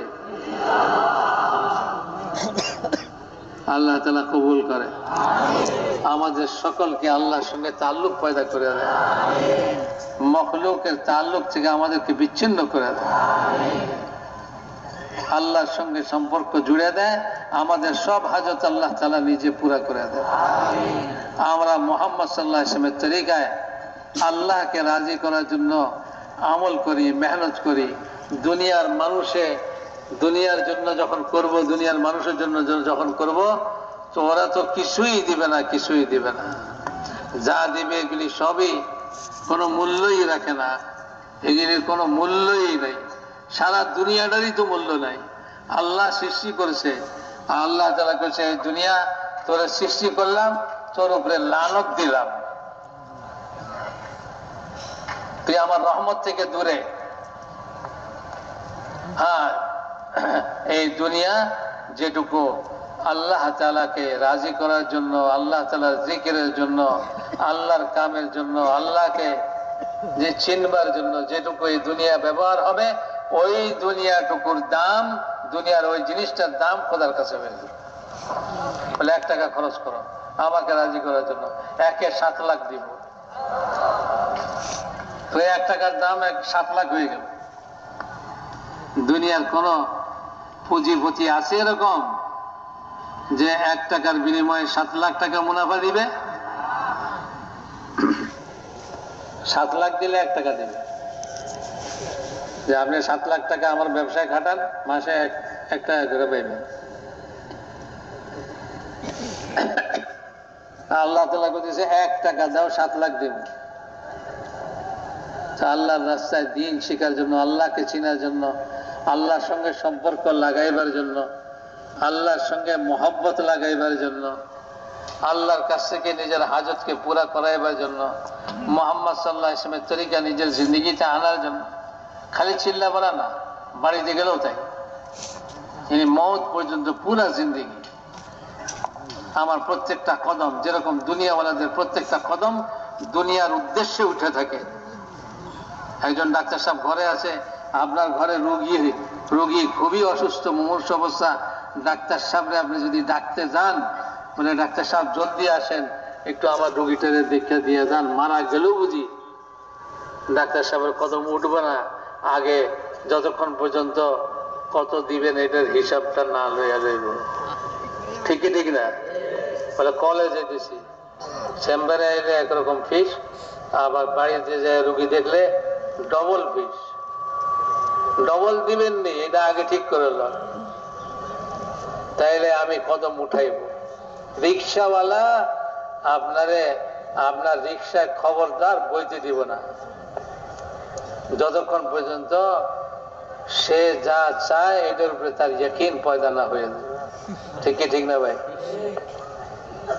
যখন ইয়াকিন পয়দা হয়ে যাবে, বৃষ্টি হইতেছে, আপনি ভিজতেছেন, আপনার সামান ভিজতেছে, রিক্সাওয়ালার কোনো পরোয়া নাই, তার ছাপ্পর উঠে ওটার মধ্যে বয়ে দিচ্ছে, আর আপনি ভিজতেছেন।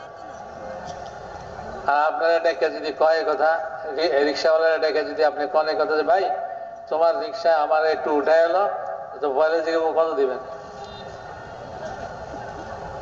20 টাকা লাগবো, 50 টাকা লাগবো, 100 টাকা লাগবো। রিক্সা বৃষ্টি হলে তো আরো বেশি হয়ে যায়। তা আপনি যদি রাজি হয়ে যান, তাড়াতাড়ি নাইমা আপনার সামান ছাপড়ার নিচে রাখবো, আপনার ছাপড়ার মধ্যে বয়াইব, নিজে বৃষ্টির মধ্যে খাড়াইব, আবার আপনার একটা পর্দা দিয়ে দিব, বলে স্যার ভালো করে ধরেন, বৃষ্টিতে ভিজেন না। আরে বাপরে বাপ, এত মহব্বত এতক্ষণ কইয়াছিল। এতক্ষণ যে আপনি বৃষ্টিতে ভিজতেছিলেন এর একটু মহব্বত লাগে না। সে তার প্রত্যেকটা হরকত দুনিয়ার পয়সার জন্য করতেছে। পয়সা পাইবো ইয়াকিন হয়ে গেছে, তো সঙ্গে সঙ্গে আপনার জন্য সে দৌড়াদৌড়ি ছুটাছুটি সব রকম বৃষ্টি সহ্য করতেছে। আপনার বৃষ্টির থেকে বাঁচায়া নিজে বৃষ্টির মধ্যে রিক্সা চালাইতে আছে, নিজে ভিজতেছে, কোনো পরোয়া নাই।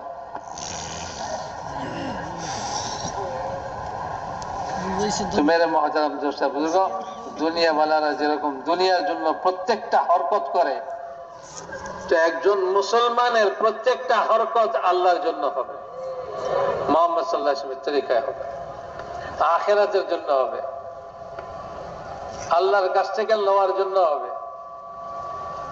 আল্লাহ দুনিয়াও তো দিবে, আখিরাতও দিবে। দুনিয়ায় অল্প অল্প দিবে, আখিরাতে বেশি বেশি দিবে।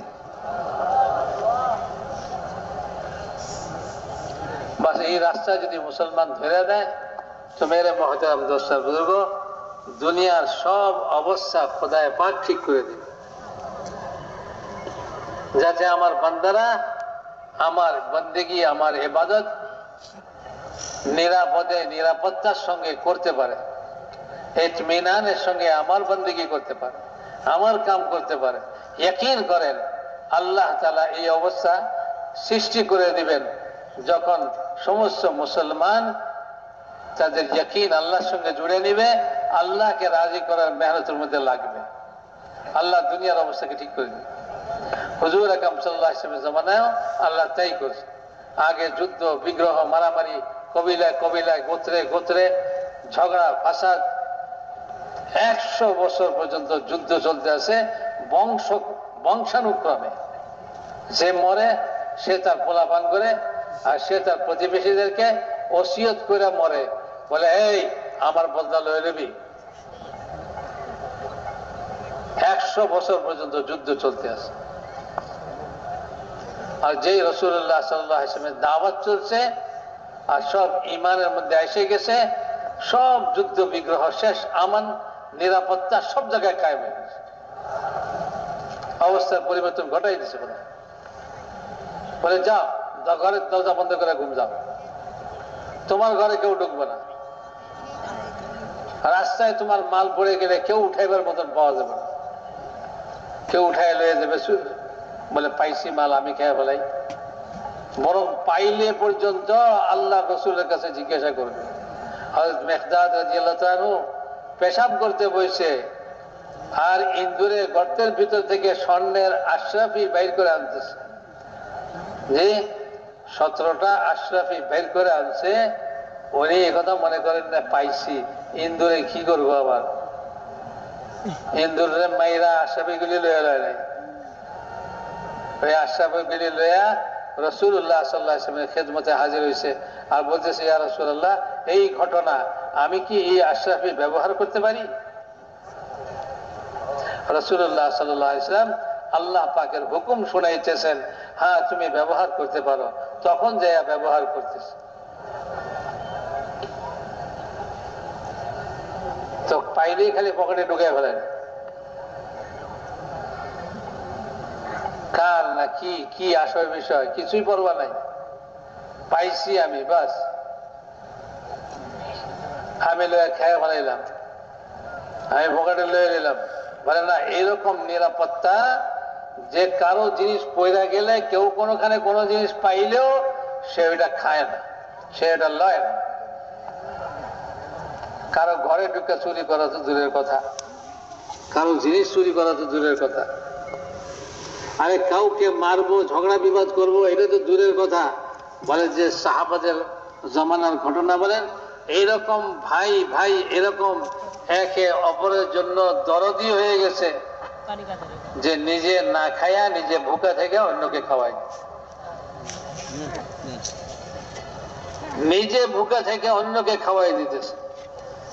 একটা বকরির মাথা 7টা ঘর ঘুরতেছে, আর প্রত্যেকেই মনে করতেছে আমার প্রতিবেশী আমার চেয়ে বেশি হকদার, আমার প্রতিবেশী আমার চেয়ে বেশি অভাবী, কাজে আমি খাবো না, আমার প্রতিবেশীকে দেই, অথচ নিজেও অভাবী।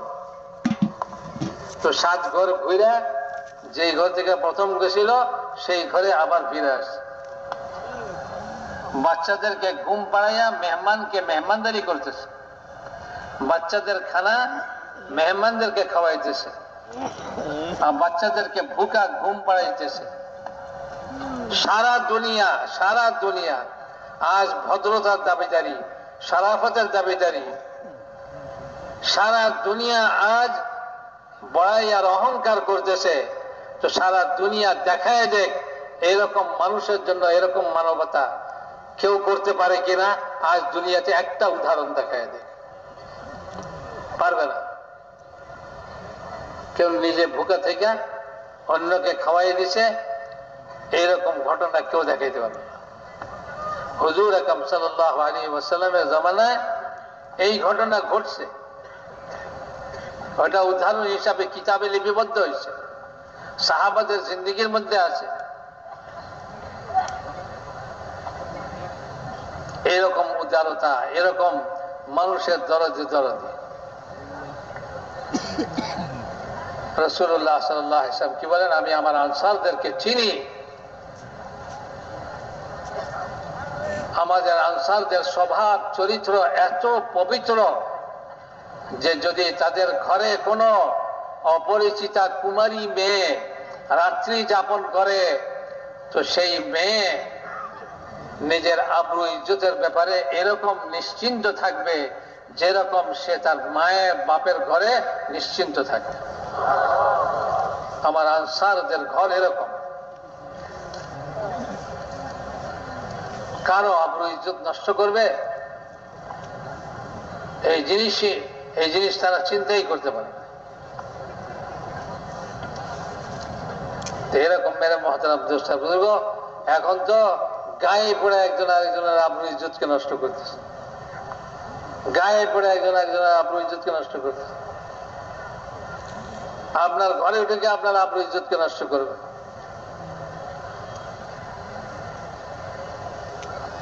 মেরে মহতারাম দোস্তা বুজুর্গ, বলে যখন দিন মানুষের দিলের মধ্যে আসবে, ঈমান দিলের মধ্যে আসবে, রাসূলুল্লাহ সাল্লাল্লাহু আলাইহি ওয়াসাল্লামের তরিকা জিন্দেগিতে আসবে, তো এইরকম ভালো মানুষ দুনিয়াতে তৈরি হয়ে যাবে। মানুষ যখন ভালো হয়ে যাবে দুনিয়াটা ভালো হয়ে যাবে। মানুষের দিল ভালো হয়ে গেলে মানুষের শরীর ভালো হয়ে যায়, মানুষ ভালো হয়ে গেলে আসমান জমিন ভালো হয়ে যায়। এই আসমান জমিনের দিল হইল মানুষ। এইগুলিকে ঠিক না করে দুনিয়ার মানুষ জমিন আসমানকে ঠিক করণের পিছিয়ে লাগছে। রাস্তাঘাট পাকা বানাও, ঘর বাড়ি পাকা বানাও, দুনিয়ার যত আরামায়েশের সামান তৈরি করো, চাইলে মানুষের শান্তি হয়ে যাব। খোদায়ে পাকের কসম, কোনো দিন মানুষের শান্তি হবে না যতক্ষণ পর্যন্ত মানুষ ঠিক না হবে।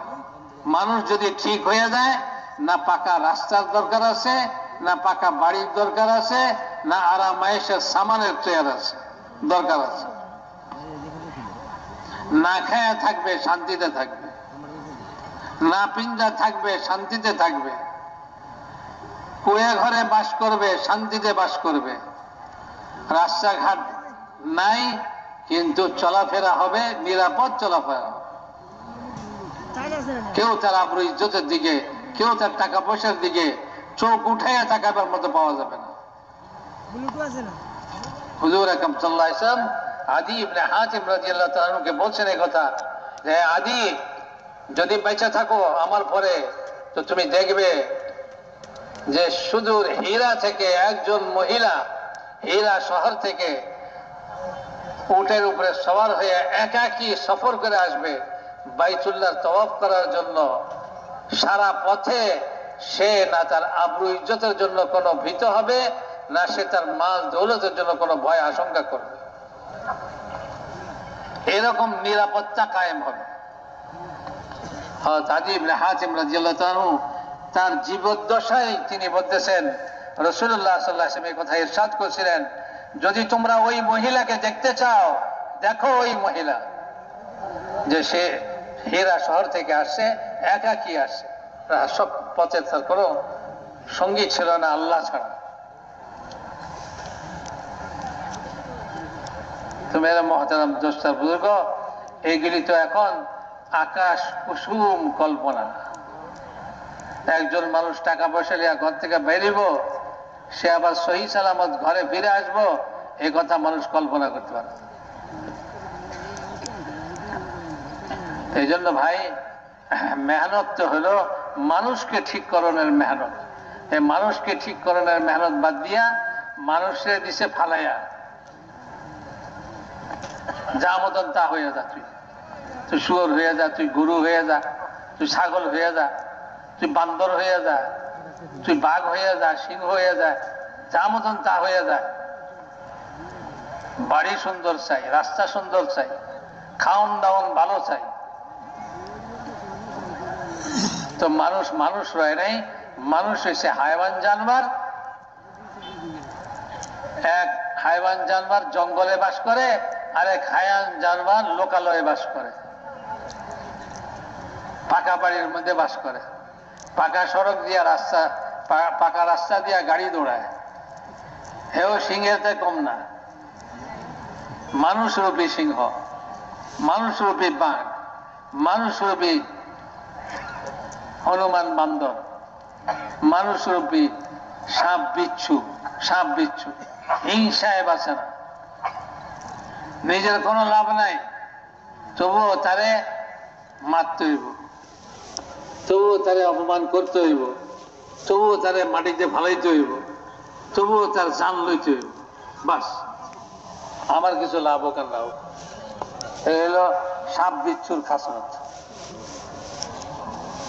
তো মানুষ সাপ বিচ্ছু হয়ে যাক, মানুষ হনুমান বান্দর হয়ে যাক, ছিনতাই করে করে খাইব, আর বাস করব সুন্দর সুন্দর বাড়িতে, খাইব একেবারে মজাদার খানা খাইব, সুস্বাদু খাবার খাইব, বাজারের সবচেয়ে বড় মাছটা কিনা লয়ে যাবে, বাজারের সবচেয়ে বড় হৃষ্টপুষ্ট গরু কিনবো।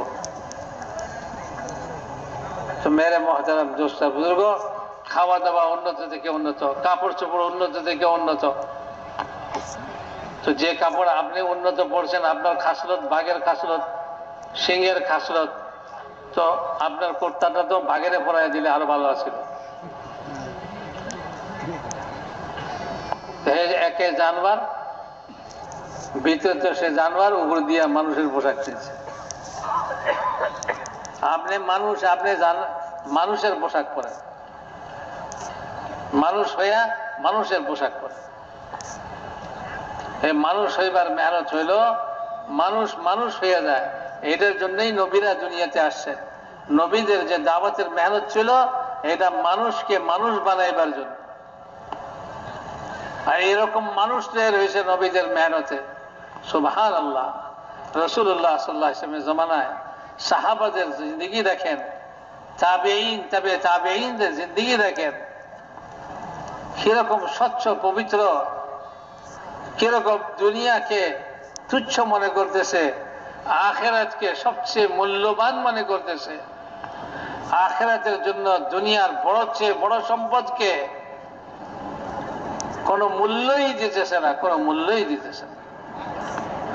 একজন সাহাবী একটা জমিন বেচছে 2 লাখ টাকা, আরেকজন যে হুজুর আপনারা ঠকাইছে 2 লাখ টাকা। এই জমিনের দাম 2 লাখের চেয়ে অনেক বেশি আছে। তো এই সাহাবী কি কয়, তোমার ধারণা মতো আমি ঠকছি না, আর যে কিনছে 2 লাখ দিয়া জিতছে। তো তুমি শোনো, আমি এই জমিন জাহিলিয়াতের যুগে 1 মটকা শরাবের বিনিময়ে কিনছিলাম। তো 1 মটকা শরাবের তো এখন ইসলামের যুগে কোনো দামই নেই। তো বলতে গেলে এই জমিন বিনা মূল্যেই পাইছি। তারপরে 2 লাখ টাকায় বেচছি। 2 লাখ টাকাও কি মনে বেশি হয় নাই? বিনামূল্যে জমিন যেটা পাইছিলাম, এটার বিনিময়ে যদি 2 লাখ পেয়ে থাকি, তো 2 লাখও তোমার কাছে বেশি লাগে না? তো তুমি শুনে রাখো, আমি এই 2 লাখ আল্লাহর রাস্তায় খরচ করে দিলাম। এটার বিনিময়ে আমি আখিরাতে নিব।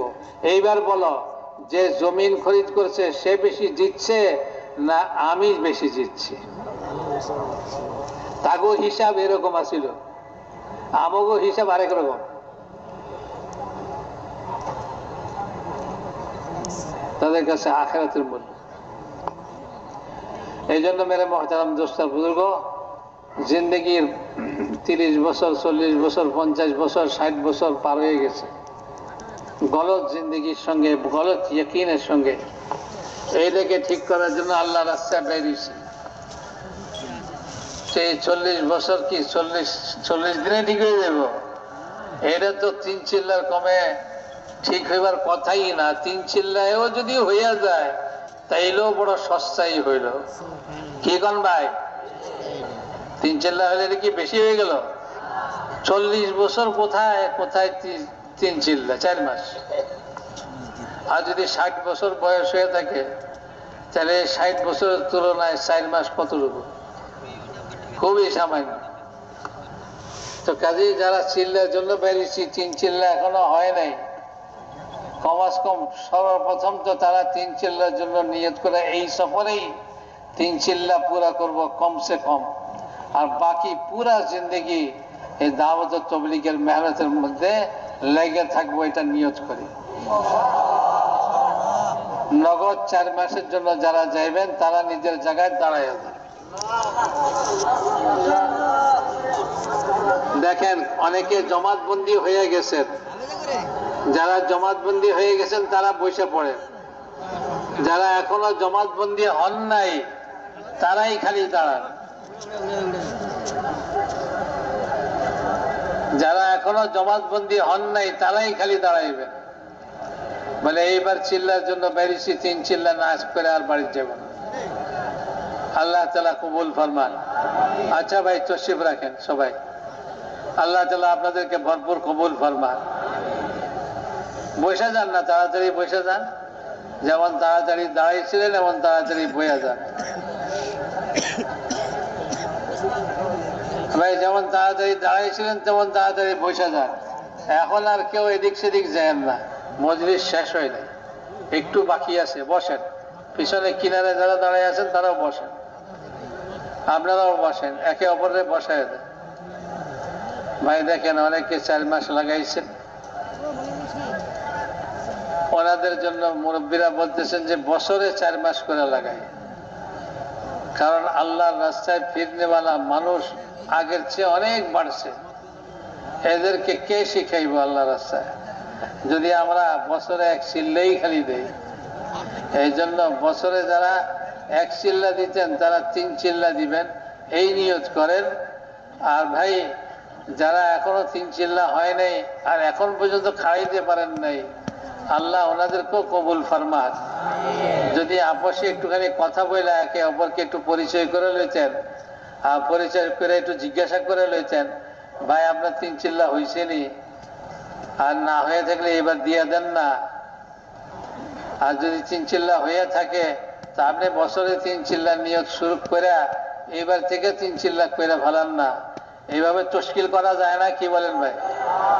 তো প্রত্যেকের পাশে 2 জন করে আছে, তো 2 জনের লগে একটু হাত মিলাইয়া কথাবার্তা কইয়া একটু পরিচয় করে একটু দাওয়াত দেন না। তৈরি করতে পারেননি, দেখেন যে যে কয়জন তৈরি করবো সেই কয়জনের বরাবর নেকি সে পাইবে।